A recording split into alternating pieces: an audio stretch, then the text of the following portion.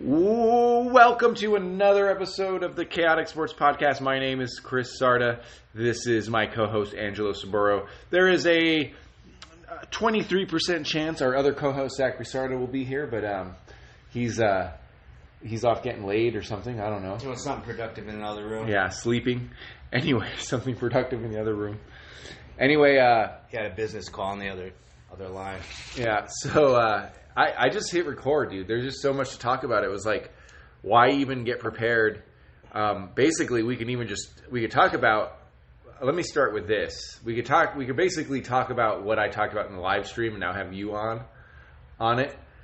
Or we could talk about what we just talked about for 15 minutes before we even started the show. We're gonna even talk about that Hard Knocks too. Usually we do a half a show every time before we do a show. Yeah, we do. We should just hit record. You should hit record. Record as you walk into the studio. Yeah, that's very true. But besides the content of the live show, we did.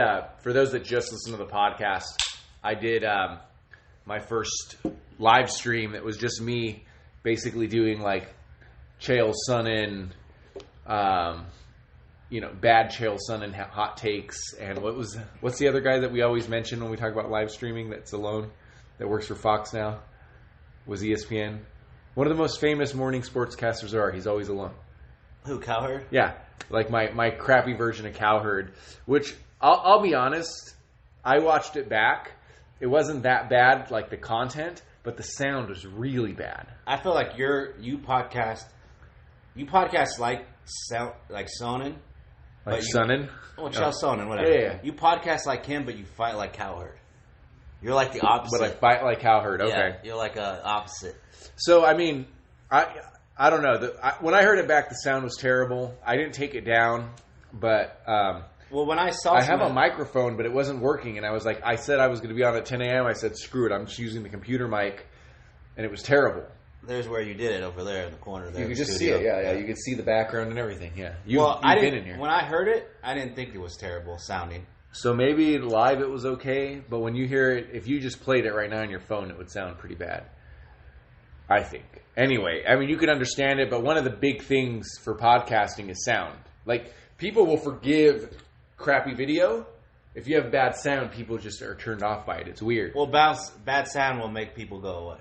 Yeah, and it was like low, and it wasn't that low, but it was echoey. But at least it wasn't screeching or like going in and out, because then people wouldn't listen at all. It wasn't that, at least, yeah.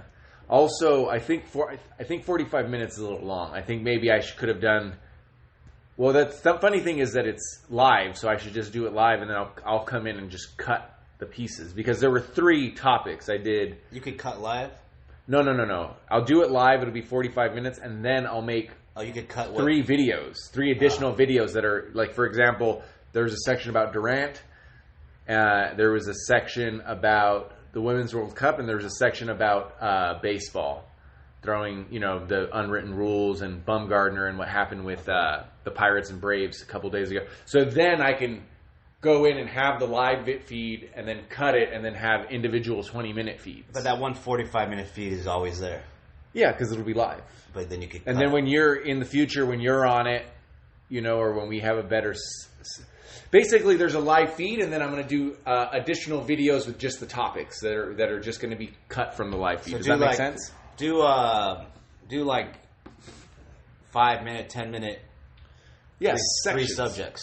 Exactly. So you can have it shorter that way. That's exactly what it'll be. But I 5 minutes with Chris Sarda or something. I yammered.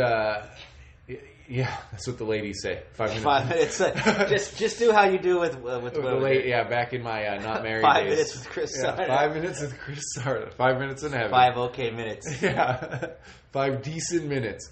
Yeah, something like that. We'll see how we do it. I mean, we want to go live, like I said at the beginning. We want to start doing that. So, few things to talk about. There's Game 7 of the Stanley Cup coming up. There is Game 6 of the NBA Finals, which has actually been sort of interesting and exciting. There's baseball, but baseball is going to be here all summer, so we'll pump the brakes on baseball today. The Women's World Cup. We've been tweeting like mad about that because we're both around in the morning, so it's so easy to watch it. I was going to say, that's the beauty thing about World Cup, is it like all morning sometimes afternoon. I don't know if we're going to get night games, but you're not going to get any night games. It's like in France. It's like NCAA tournament. Yeah, it's like the tournament. I love how there's games like all day.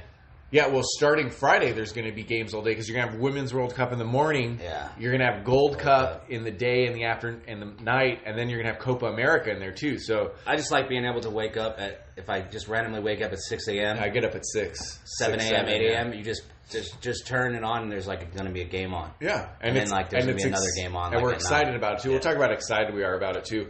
But I guess we should warn people that, hey, we'll be tweeting about hockey, we'll be tweeting about basketball, we'll be tweeting about baseball, but we're running into a 2-week spread where we're going to be tweeting a shit ton of soccer because I'm an Argentina fan. There's so many games though, right? I'm an Argentina fan, so I'm not going to forget the Copa America. Yeah. Obviously, the Gold Cup, the men probably aren't going to score 13 goals in the entire entire tournament. The women scored it in a game.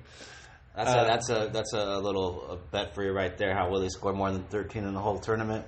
That's hard, dude. I don't know. You got 3 games in the group stage. Well, if they score more than 13, they're going to be making it to the final or winning it. Yeah, well, you got 3 games in the group stage, right? Let's say you score an average 2. You know, maybe one game you score 3, maybe one game you win 1-0, whatever. Let's say on average it's 2. That's only 6 goals. Yeah, you make it to the final. I think there's an additional 3 games there, maybe. But an average of 2 goals is not going to be good enough, yeah, right? I mean, you can win a couple 1-0, but that's hard. What are the women? What's the women's team averaging right now after one game? 13 goals. 13 goals. But I mean, okay, what did they average last World Cup? I don't know, 4 or 5. I mean, they always throw up 3-4 goals. And they actually won last World Cup against Japan. They lost to Japan the World Cup before, but that's because Japan had just had that natural disaster, that tsunami. And so I remember I was with friends who were visiting Vegas, like a big group of friends were visiting Vegas, and I was with them. I knew one of them from high school. And everyone's rooting for Team America. This one guy bet like $500 on Japan. They were like, USA was like plus or minus 300 to win that game. He bet on Japan. Everyone's like, why are you betting on Japan? We're rooting for... He goes, I know how this stuff works, man. The tsunami hit.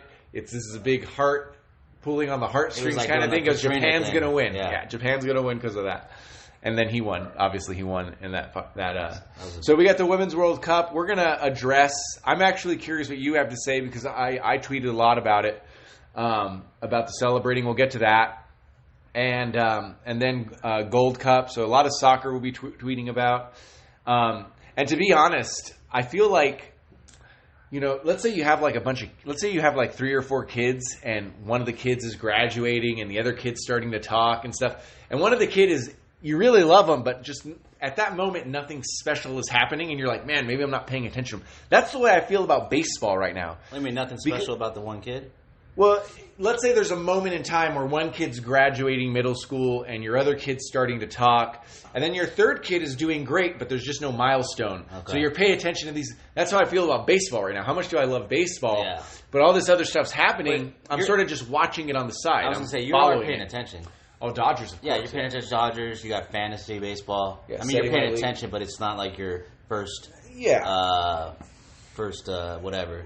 Like first reaction. I mean, we're not tweeting about it, which is crazy because, I mean, as soon as... we threw out a few here and there. We do. I throw out the pitching matchups and stuff. Well, as soon as soccer's over, we're going to turn on baseball. I mean, I'm surprised you haven't told the people that as of Wednesday... You're beating me in the head. We're in a bunch of leagues together, but in the head-to-head league, I'm usually going to be beating you in most stuff. Yeah, I'm beating you in the real league. No, that's not the real league. Of course, it's the real league. It's the dynasty league. That makes it the real league. No, so it's the league you're never going to leave. You're going to be in that league the rest of your life. You've been in it how many years? 8 years. Well, it's been dynasty for 4 years or 5 years. That's all that counts. And Rob's won it every year. Has it really? Never seen. He's never lost. Is he in first right now? He's in second right now. I'm in third. He's playing it smart with the. He hasn't pitched. Yeah, I don't know if the guy that's in first has a bunch of innings, is over pitching innings. One guy has 800 innings. I have 500. I'm like at around 450, 500. I can't make any moves anymore though. You spent your money every year. You spend your money faster. You spend your free agent money faster. Yeah. I want. You know what? You know who I want? I'll give you money and then we can do it. No, it doesn't matter. See, like the thing that you screwed me on is 3 weeks ago I wanted to do a deal with you, and then I was going to pick up Gelato back that I had him on my team for like the last 2-3 years. Yeah. And I love Gelato. No, yeah. but you never did the deal. And Yeah, then I like wasn't a few gonna days do it. later, somebody picked him up. Yeah. So if you would have done it, I would have got him. Yeah, well, I wasn't going to do that deal for what you said. Well, I'm just saying. I didn't want... You were giving me Andrew... Well, I'm just saying that screwed me for the deal because in my head, I'm like, I got a few days to get this guy or somebody else is going to pick him up, and then somebody picked him up. He was pitching great. I had my eyes on him. Yeah. It was just like I just have too many pitchers sitting on my roster, so it's like... But the deal didn't have to be Andrew Miller. It was something else. It could have been... It was Andrew Miller and a catcher for $4, which is a great deal, well, but and I would it have could to have been drop people. It could have been pending another second round pick another year or something. I mean, I could have I sweetened want it for you. Moncada.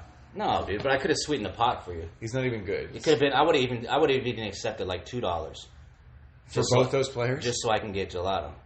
Yeah. Why do you spend your money so quick in that league? Well, you always spend your free agent money really quick. I really had no. I have no. There's nobody else I want basically right now. There was just that guy. Well, there should be a bunch of people because the draft just happened. I mean, yeah, but that's you're for not next going year. to see this for That's 5 for years. next year. No, I mean...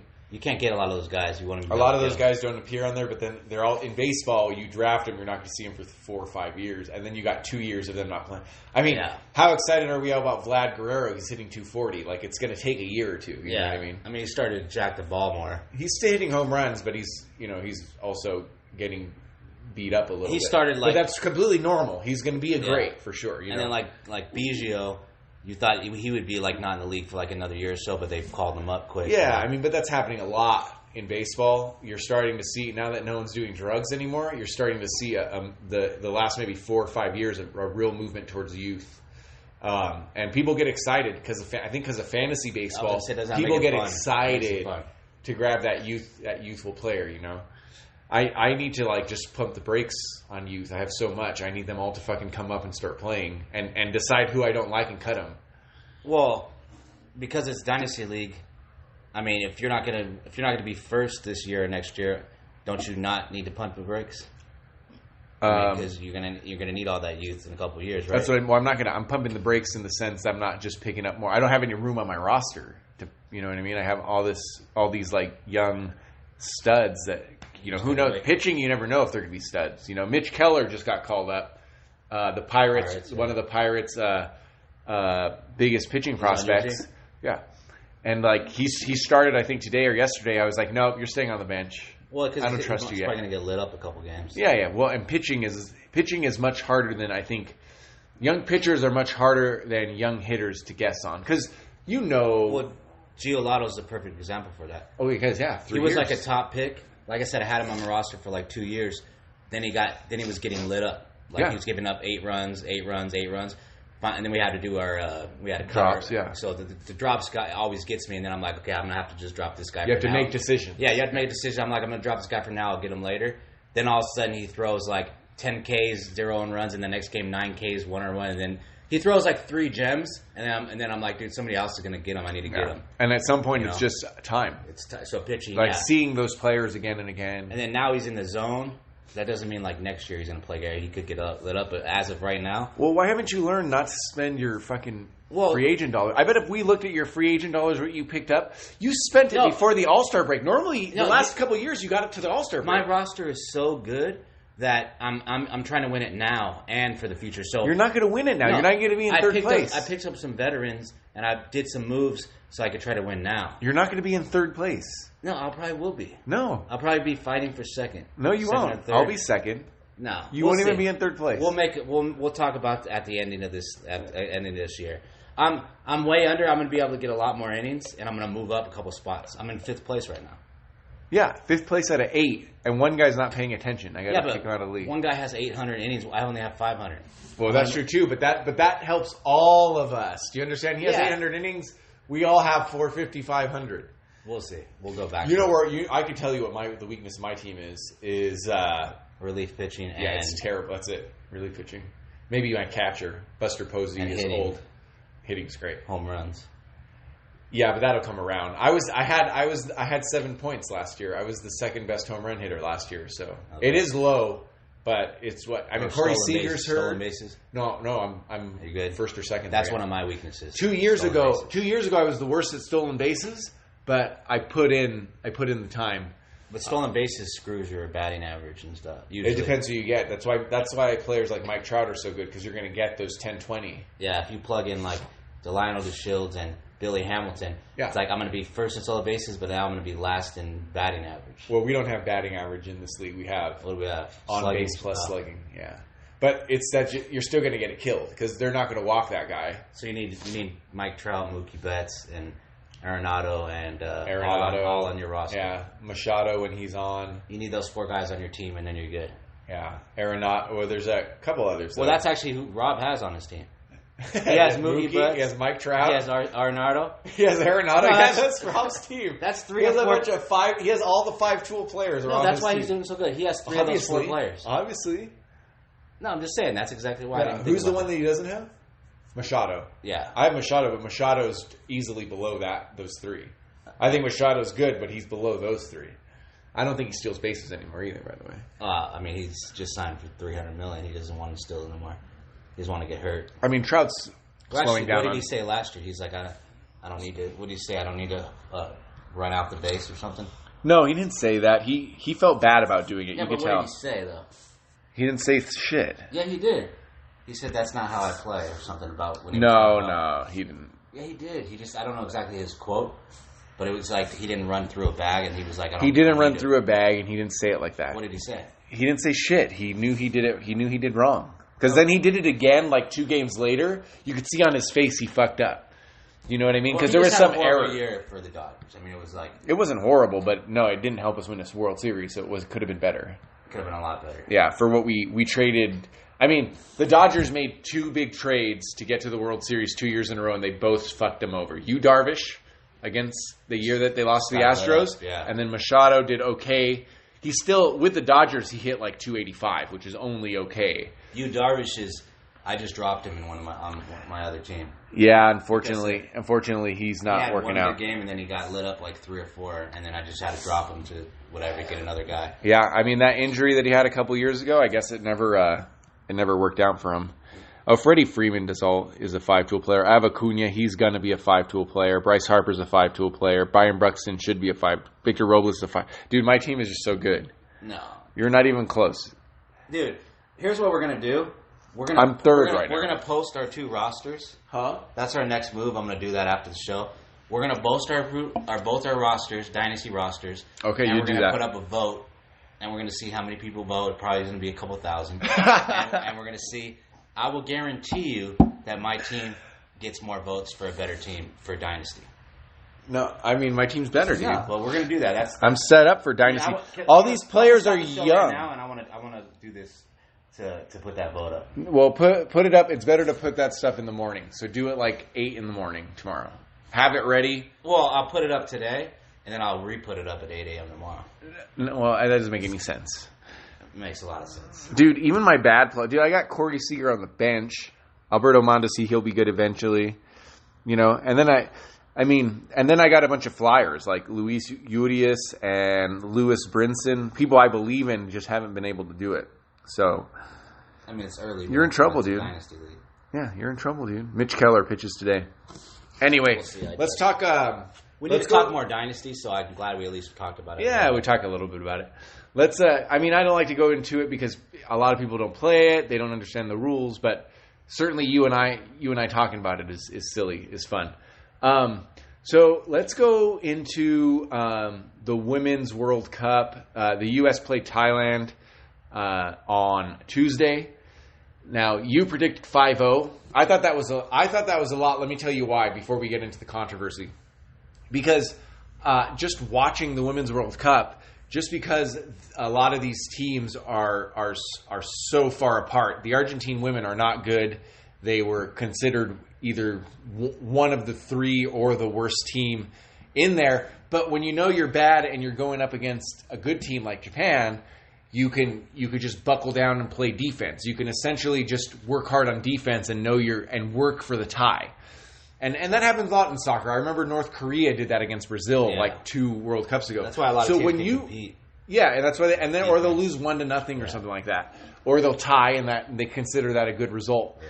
So when you predicted 5-0, I was like, man, it's just been, these bad teams have been if I would have thought these bad teams though have been like shutting down the good teams. It would be closer, like 3-0. Yeah, that they went 3-0, 2-0, something like that. If I would have right? thought a little more score differential, I maybe even would have predicted like 7-0 or something. You know what I mean? But 5-0 was like I just thought they're going to shut them out, and they're just going to be so good. Yeah, goals, you know what I mean? So, so they blasted them. It was 13-0, and I think I think in this part we agree. I'm curious about the other part, but in this part we agree with goal differential. You score as many goals as possible. I think we agree on that part, right? When goal differential is part of it. So we're not talking about celebration yet, just goal differential. Well, so with goal differential and with respect for the sport, you don't half-ass it out there because you're going to get – that's how you get injured. Yeah. Or that's disrespectful for the other team as far as, like, if you're just out there just lollygagging around. Like, I mean, if we're so good, much better than you. But with goal differential – You have to put it up. If that were a friendly, they probably wouldn't. They probably would have subbed in some people and let the clock go. Which sucks though for the fans, to be honest. But with goal differential, it's like you have to. There's somehow, if there wasn't goal differential, it would have been 5-0, 7-0. They exactly just, right. They would pass it around. Perhaps, right? Yeah. So with goal differential, it does it, and people should know that if they watch soccer. I texted you about a story. In the World Baseball Classic, where the tournament is set up like a World Cup. The thing is that in the group stage you have run differential. In baseball, in most cases, that's crazy. You don't have anything. You don't break a tie with run differential.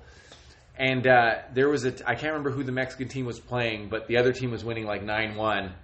It was like the 8th inning, and they were doing like squeeze plays. They were trying to steal bases. And I can't remember the Mexican player, but he told the pitcher to beam the batter. And they did it, and it was a big Did they almost forget that there was run differential? Either they didn't know, or they forgot, or they just, when you're on the field, you play baseball the way you play it. If you see a guy doing that, in any other situation, in the Mexican league, in the Japanese league, in the majors, in the minors, if you're winning 9-1 and the guy is trying to steal the base in the 8th inning, you would never do it. So he told them to do it, and then it was a big hoopla. That's like unwritten rule, but that's in regular baseball. But in run differential, you got to score because it might come down to you need that run. Yeah, exactly. Later on, when you tie it up, and so that's why the U.S. needed to score. So they needed to score. So I think we agree there. So there's no controversy, but where there is some controversy, and I actually don't know your detailed thoughts. I mine's on Twitter. I did it in the live stream. I think it was a little bit tasteless. I don't think it was as big a deal as everyone's now made it. Yeah. But that, Rapinoe, I forget how to pronounce her name. Like, she scored the 9th goal. It was 9-0 in like the 70th minute or something. Yeah. And she was like spinning around like a fairy. She slid across the floor. She kicked her legs in the air. And she's a veteran. It's not her first ever goal or something. Like, I understand if you're there was a few players that scored their first. Yeah, maybe. I'm not even saying there shouldn't be celebration. I'm saying some of it was nuts. Well, what do you think about that? Well, so I think like for Lloyd scored the last goal. She didn't really celebrate at all. She's a veteran. She scored a lot of goals last World Cup. Yeah. So, if you're up, if it was like 9-0, 10, 11, 12, like those should just be score the goal and you just run to letter field and put the ball in the middle. Basically, you high five like one person if they try to high five you. Yeah. You just run. There's always initial excitement when you score a goal, like like the Tony Granato. Well, you're happy, but you should. You're happy, but should you be ballerinaing? Or doing the face dive, slide across the... So some people were going right to what they always do with women's soccer, is comparing it to men's soccer. And I don't think that really matches up here at all. I think this is less about calling out women and more about... Well, I wasn't even thinking women or not women. Well, people have been calling it out. This is just the code of the game, just been talking about. I mean, or just sportsmanship in general, especially when you're a superpower team, and this is the first time this country's ever been to the World Cup, and they're just got embarrassed. Yeah, it wasn't about that. How dare the women celebrate? Like, it was just we're talking like sports. Yeah, people are taking it that way. Yeah, it's just sports. Like if you're killing a team that bad. Just score because it's point different, run differential, whatever. Yeah, jump in the air when you score. Jump in the air. Go to the net. Go line up for the whistle. Yeah, I agree. Obviously your first goal somebody new. Maybe the first goal of that game, you're so happy. Obviously, first few goals. The first goal of a girl that just scored her first World Cup goal ever. Yeah. You're happy, but now once it's like 10-0, 11-0, 12-0, we forget. We forget that the other team can't just stop. The other team can't go, hey, you guys were better. We just want to get to the hotel early. They got to stay that 90 minutes. Yeah. And then to see that, here's where I will compare the men's game and the women's game. If there was that much of a discrepancy, and it was 13 goals, and there was that much celebrating, there would have been a fight. Yeah, it would have been a fight, and there would have been some good American players getting their ankles slid into. Yeah, I see that. And it depends on the team. So even with them realizing goal differential, there still would have been a fight. I don't know about No. The goal difference, scoring goals is fine. You're talking about celebrating. Yeah. Could you imagine you're down 9-0, and then Josie Altidore is skipping across, shooting guns, doing flips and stuff. What's a team like Ecuador going to do, dude? They're going to start sliding in, assuming that the men were actually good. Okay, should there be a run rule like in baseball or like in? No, so you wouldn't be. I think it's all. Nothing? I don't think there should be any rules.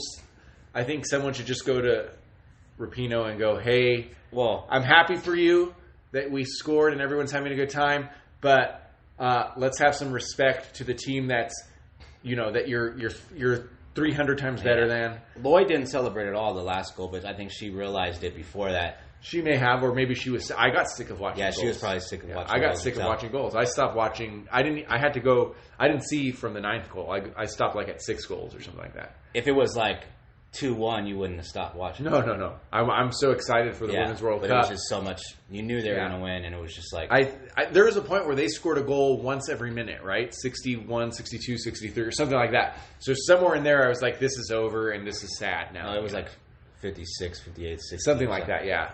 It's crazy. Yeah. So somewhere in there is where I stopped watching. So you just Well, we'll see. It's I think next time they do score crazy, which I think is going to happen again. I think they are going to tone down the celebrating. Yeah. So in there, maybe they're caught in the moment. They kind of. Yeah. Well, for some reason, I just forgot who was in their group. I think Thailand is the worst though. Women's World Cup. I just completely forgot. Yeah, well, I mean they played the same day. Who played earlier that day? Well, isn't Sweden? Sweden a good team. Sweden and so they're not going to do that to Sweden. The 2 best teams in the group. In that group, yeah, and then Chile and Thailand. I think that's the first time either one of those countries are in. So that's going to be the good game. USA Sweden. Yeah, I mean that'll be the fun. Yeah, and they're both going to probably go through. So, yeah. So anyway, let's move on from that. We just wanted to say our piece there. It had nothing to do with men. Maybe a little bit of respect, and I'm not even saying don't celebrate. I'm saying don't be fucked up. Represent America better. Don't do the Madden touchdown celebration. Yeah, just do the. I wanted to move on, but don't do the video game celebration. Just do. It's not NFL Blitz. I wanted to move on, but what's his name? Alexi Lawless. Huh? Alexi Lawless. Yeah. He was on there, and they went to everyone on the panel, and everyone had what they thought. The German girl thought it was bad. They showed Canada on TSN. Dude, they hung us. I mean, Canada and U.S. and Canada and women's soccer have a big, big rivalry, but they were disgusted with us. Commentators were from TSN, the Canadian channel. They showed what they thought, and they're like, this was absolutely disgusting. So the German girl on Fox, agreed with him, but wasn't like, this is absolutely disgusting. And then everyone else had a little bit different view. What Alexi Lawless said was, he goes, number one, I'm okay with it because it has everyone talking about the Women's World Cup. He goes, number two, he goes, you gotta understand that now we're the bad guys. We put a target on our backs that we do this. He goes, now all these teams are going to come out wanting to beat up a bully. Hasn't USA always had a target on our back? Especially women's. In women's, for sure. Not in regular soccer. No one takes it seriously. But he goes, the only thing the world likes better than to see a bully fail is to see an American bully fail. Yeah. Which is sort of true, right? So, I mean, that makes it a little more fun, I guess. So the ratings are going to go up. The viewing is going to go up. Well, I mean, we'll see. If they're winning 13-0, that's a little boring anyway. Anyway, the story we should actually lead with, but this is just us talking and recording our conversation, is is Game 5 of the NBA Finals. You predicted correctly because on Saturday they had said that Durant tested his calf and it didn't go well. And then you made some tweet predicting he'd come back, et cetera, and I go, dude, why are you predicting he's come back? Well, you predicted everything. No. But I did predict right Thompson coming back. I was like, this was probably after Game 1. Whatever I said, I go, Thompson would be back Game 3, Durant would be back Game 5. And that did happen because Thompson came back a game or so later. Thompson got hurt like Game 2 or something. He missed Game 3, played Game 4. Yeah, it was something like that. Well, that's fine. But at the moment, I was like, well, we got to tweet, make sure we're on the Durant watch. You were like, he's coming back. And then, so it happened. But there was also a story that came out that teammates were saying, hey, look at all these players playing hurt. Boogie's playing actually not 100%. Thompson, obviously. So you think he was getting big-time pressure by everybody? I think when that came out, I mean, the source it came from was The Athletic, which is, it's the pay site. And those are good reporters there, so they're not going to put their credibility on the line. I think it was true. I don't know who, probably not Curry, but some people are like, why isn't he out there? I just thought Game 5, towards the end of the series, he would come back because he was getting 2 or 3 weeks before that. Obviously, he was hurt, right? Like a month. Yeah. So, I was just thinking he's trying to rehab and he's trying to get back so he can help the Warriors win the championship the last 3 or Game 5 or 6. Yeah. So it was like in my head. Obviously, that's why. No, so it's like he can come back, help him win a couple games and win a title. Yeah, and that's probably what he wanted to do. And to be honest, he should have. He did the right thing. Like, he could walk, and he was looking good. He was 3 for 3 behind the arc. He had 11 points in the first quarter. 11 points, yeah. And he could obviously go out there and walk. On top of that, too, it was a calf injury, and now today the news came out that he had surgery for an Achilles injury. So this is I know you know what a calf and Achilles are, but this is your calf, and this is your Achilles. So it makes me think it may even be a different injury. Achilles. Did you see the video of the replay that it looked like a bone popped out of his leg? I didn't see that. No. Yeah. There's a big video on well, would it be the bone? It would probably be that tendon. Well, it was like here. Durant was wearing some kind of thing over his leg. You know how the kids do these days over their arms and legs, whatever, these white bands or whatever. Yeah. But there's a video that shows when he did the move, and you saw something move. That had to be his Achilles, so he just had surgery. It looked like something popped out or something. Yeah. It looked like something moved. Well, I mean, that's where it was. It was like the back. This fucking tendon's huge. Yeah. Dude. So I'm sure. So the video, it looks like something pops out of the thing. Yeah. So it's like kind of graphic to see. So the second thing is maybe he was ready to come back. Maybe not warm because it's like a different injury. I think he was kind of ready to come back.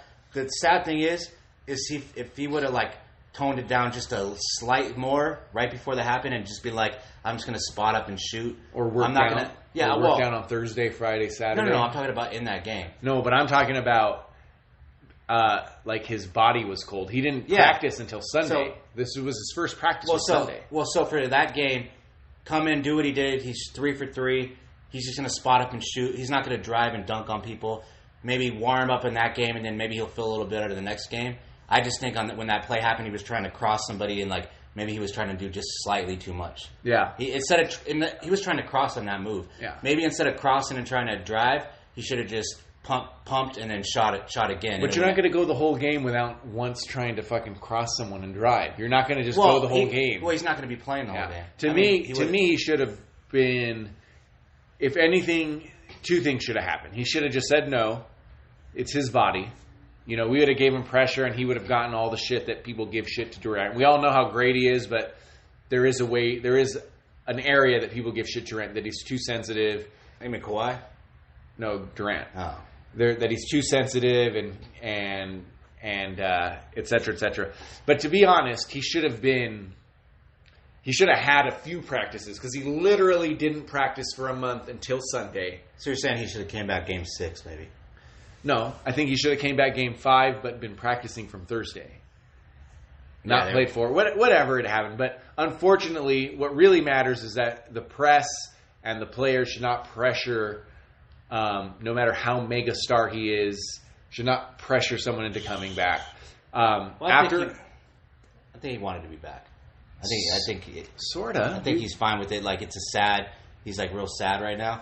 but he was there for his teammates. His teammates picked it up right after he got hurt. His teammates went on like a big run. You know, I think they were to some extent he wanted to come back, but on Saturday the testing went bad. He wasn't going to come back. Then these news reports came out, and then he goes, "I'm going to practice." So there was some pressure put on him somewhere in there. You could say he wanted to come back. Of course, on some level he does. But as of Saturday, it was a no. News reports came out. And he goes, "I'm practicing." You know, well, that could be all for drama or for the TV or something. I mean, it's not. It's just it's Durant, dude. We know what kind of guy Durant is. He argues with regular guys on Instagram. Well, you're gonna do like smoke and mirrors. You're not gonna if they were like 90% sure that he's gonna play Game 5, but they weren't. Game 2, they wouldn't have even said. Even if they knew, even if they did know, they're not. They kept saying tell the other team. Like, they kept saying Game 5 was most likely. They kept saying that. They didn't say he is. I think he knew he was going to play Game 5. I don't. Before that, I don't. You don't think so? Yeah, I don't, because the only reason I don't think that is because he literally had one practice before. If that was the regular season, he wouldn't have come back on one practice. Yeah, but he's not going to practice. He's not going to practice regular practice. It doesn't have to be a full practice. With his condition, he's just going to be lighter. It doesn't have to be a full practice. But he literally, his first action, besides doing whatever he does with the doctors, was on Sunday. That's like a recipe for disaster. You know, and the disaster happened. So. And the disaster happened. So now we're at Game 6. It's still an elimination game. It is the final game at Oracle Arena, so it's historic for that reason alone. I think that is enough for the Warriors to not want to lose. Almost in your head, you're like, okay, if we're going to lose, we're going to lose, but we're not losing tonight. Oh, yeah. We're not losing it at Oracle. I think it's going Game 7 for sure. Yeah, you're thinking going to Game 7. Yeah. So I think Warriors light it up and win. I think they're actually going to win by like 20. I think they're going to light them up. I don't know, man. Game 6. I mean, Game 7 is going to be a battle, and it's going to be. Like, I don't know about lighting, dude. I don't know about lighting them up, man. The Raptors are just they're not firing on all cylinders the way like Warriors shooting threes are. Everyone's just doing their job so well, and no one's. Kawhi is having tired. Oh, the Warriors are super tired. It's like, dude, Ibaka's just playing good defense and even scoring. Kawhi Leonard's just focused. He's just doing his thing. So the Raptors and somehow he ends up Kawhi Leonard doesn't even, except for that little run in the fourth quarter, Kawhi Leonard doesn't even look like he's fucking doing anything. And then you look at the stat sheet, you're like, 34 points, 12 rebounds, 8 assists. Like he had a quiet 20, one game or whatever. Yeah, he just puts up points. He just puts up stats. So the Raptors are going like 7-8 deep or whatever. I mean, they have a lot more legs right now, and the Warriors are like 5 guys, 6 guys, and they're all tired. I mean, a lot of veterans too that know it's their last chance to either get a championship or another championship. So like Danny Green and Marc Gasol. There's one other guy, I guess Ibaka. There's one other guy I'm thinking, and then Fred VanVleet seems to have a vendetta out that he doesn't want to make it his fault that those guard, because he's mostly covering Curry.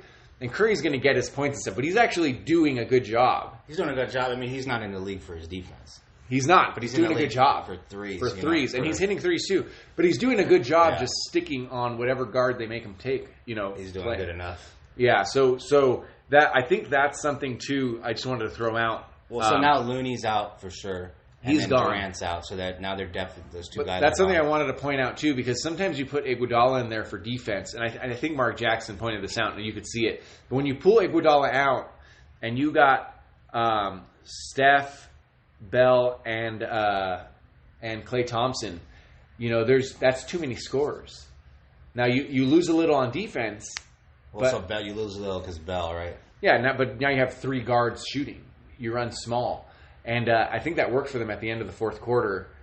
But you're going to give up a little on defense. And that worked for them, and the infamous timeouts. You heard about that story?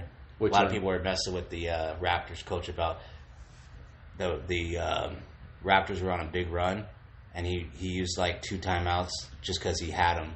And then that gave the Warriors time to rest, get refocused. And right after those timeouts that the Raptors coach took, that's when the Warriors went on a run. You know what? And they were talking about like those were like. You know what? I didn't think about that or read that. Yeah. But I do remember now there was one timeout where Kawhi had the ball, and everyone was already back, and then they walked off, and in my head I thought the first thing you think is running them right there. They were on a 9-0 run. The first thing you think is that the Warriors called it, but then you're watching it closer. You're like, oh, Kawhi has the ball. How could the Warriors call it? Or you didn't realize that you thought Warriors called it, but then the next day you find out that the day, Raptors called it. Well, I mean, I see Kawhi with the ball. The Warriors can't call it. Kawhi has the ball. But then that's one of those things where you look back on it. Yeah. And you're like, oh, that's a weird timeout, but you just move on. You're like, the game's on. You move on. You don't think it's going to be that big a deal. Yeah. But then that makes complete sense. That makes complete sense to me. I think he called back-to-back timeouts or used both just because he could. Yeah. But yeah, that's what the talk was. That could have screwed the momentum up because they had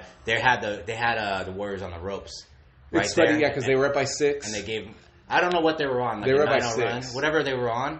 I mean, Kawhi was on a 9-0 run. And Kawhi had 9. Like that needs to be. You need to watch a replay on that because after that, like I said, then they gave the Warriors a breather. Yeah. Warriors probably had a good ass timeout. They all got focused and said, "Hey, it's now or never, guys." And then all of a sudden they get up and they're like, "Bam!" And to be honest, I don't blame the one that's in my head where Kawhi had the ball at the top of the key, but everyone was back. There was no fast break situation.